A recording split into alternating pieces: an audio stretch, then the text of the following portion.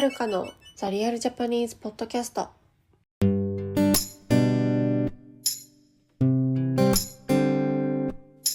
い、皆さんこんにちは。お元気でしょうか？はーい。今日はですね、私、先週、ラスベガスに行ってきましたので、こちらについてお話ししたいと思います。なんですけど、普通のラスベガス旅行じゃなくて、また私が遭遇したトラブルのお話になります。ラスベガスはなんで行ったかというとね、グランドキャニオンを、死ぬまでに見てみたいという、夢というか、そういう目標みたいなのがあったので、行ったんですよ。で、グランドキャニオンは最高でしたね。もうね、写真ももちろん、撮って、インスタグラムとかでも上げるつもりなんですけど、なんか、写真では伝わらない凄さ。広い。なんかもう、地球を感じました。はい。いや、アメリカやっぱすごいわって思いましたね。美しい景色というかもう圧巻でしたね。はい。で、ラスベガスの街ももう面白くて、すごく私は楽しみました。詳しくはまた Vlog を作る予定なので、Vlog、もしよければご覧ください。はい。で、今回ラスベガスには3日間の旅で行ったんですよね。でね、何があったかというとですね、ラスベガスの旅は大丈夫だったんですよ。そんなにトラブルはなく。うん。問題は行く前。行く前にね、死ぬかと思ったんですけど、私がラスベガスに行ったのは火曜日なんですよ。火、水、木で行ったんですね。で、日曜日にナイトマーケットに行ったんですよ。ナイトマーケットっていうのはバンクーバーで行われる夏だけのイベントなんですね。で、すごい広い公園みたいなところで、主にアジア系のご飯とかアジア系のグッズが売ってる、お祭りみたいな感じなんですよね。で、そこに友達と行ったんですよ、日曜日に。で、飲んで食べてってして、お酒も少し飲んだんですけど、でも少しですね、飲んで、で、ご飯も食べたんですよ。写真とか載せときましたね、こんな感じの。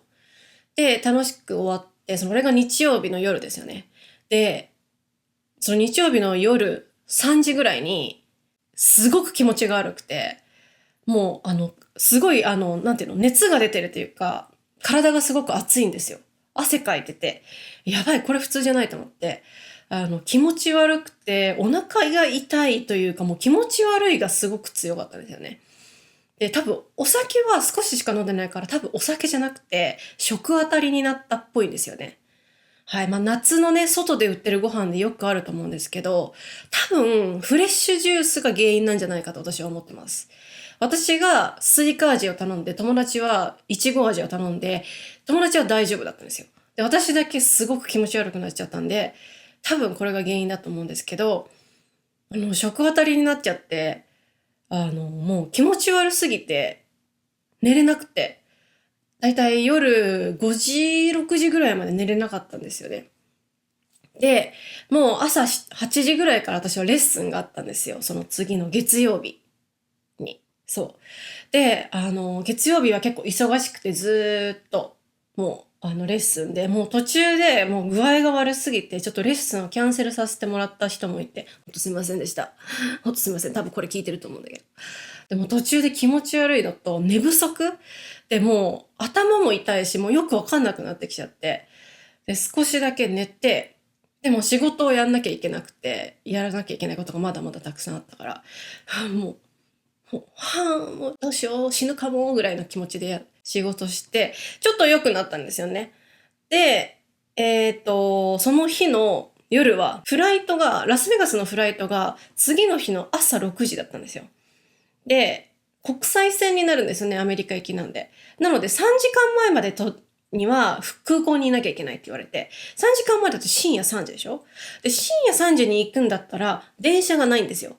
だから、深夜0時に終電で空港に行って、だから仕事して深夜0時になって、寝ないまま空港に行って、で空港でこう寝るみたいな感じですよね。でも寝れなくて、空港で。私なんかそういうところで寝れないんですよね、残念ながら。で寝れなくて、もう深夜3時になってもう寝不足だし、前の日にその食あたりになったから、もうお腹全然空いてて、食べてなかったんで。でもお腹空いてるし、どこもお店開いてないし、なんかもう死ぬみたいな。なんかいろんな欲求が、なんか眠いと食べたいの欲求が同時に来て、もうなんか、あ、これはやべえやつだみたいな感じで。で、その時にね、幸いにね、ティム・ホートンズっていうね、カナダのファストフードがオープンしたんですよ、ギリギリに。で、ラスベガスに行く飛行機の時に、すごい並んでんですよ、朝早いから。並んでる時に、仲良くなったというか、なんか声をかけてくれたカナダ人の人がいて、その人が、私にティム・ホートンをご馳走してくれたの。優しくねみたいな。なんか楽しんでみたいな。なんか朝ごはんのチーズなんとかかんとかみたいなベーグルをご馳走してくれて、もうありがとうございますみたいな。なんかイメージで言うと、せ見たことある人いるよね。千と千尋、ジブリの千と千尋の、千尋が白からおにぎりを渡されたシーンみたいな気持ちですよね。うまいみたいな。久しぶりのご飯。そして眠いみたいな。そういう感じで飛行機に乗ったんですよ。で、飛行機は3時間で、ラスベガスまでね。もう私眠さは限界なんですけど、また寝れないんですよ、ここで。飛行機の中で私は多分、神経質すぎて寝れないんですよ、全然。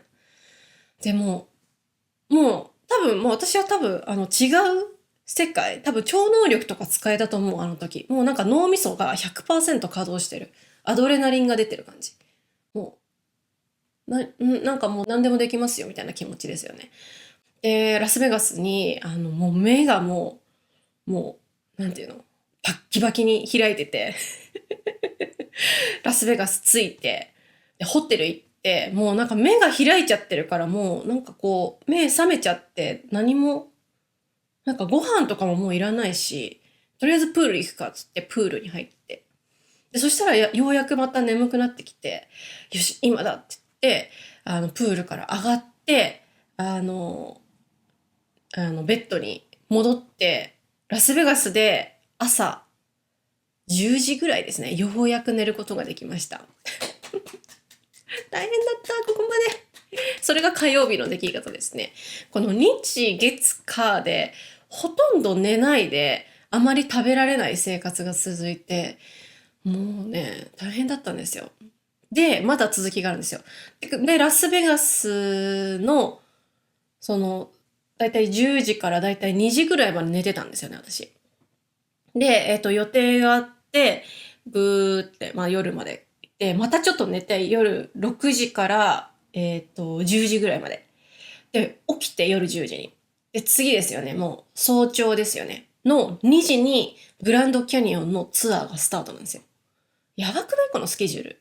で、2時にまた、おはようございますって起きて、バスに乗って、夜の19時半、7時半までバスツアーなんですよね。もちろんバスの中でも寝れますけど、ほとんどが移動時間なんでね。でもやっぱ寝れないよね、ちゃんと。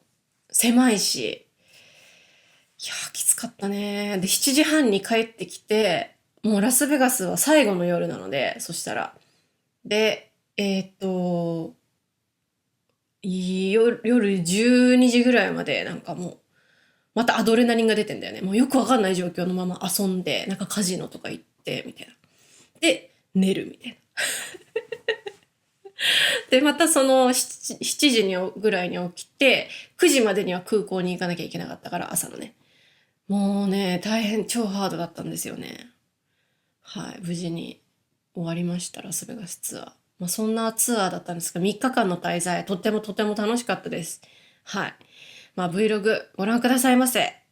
ね。あと皆さん、もう旅行に行く前日ぐらいにはあまりなんか特別なことはしない方がいいです。はい。ナイトマーケットでよくわからないフレッシュジュースを飲むとか、あまりしない方がいいと思います。はい。今日はそんな感じで、以上、私のラスベガス旅行についてでした。は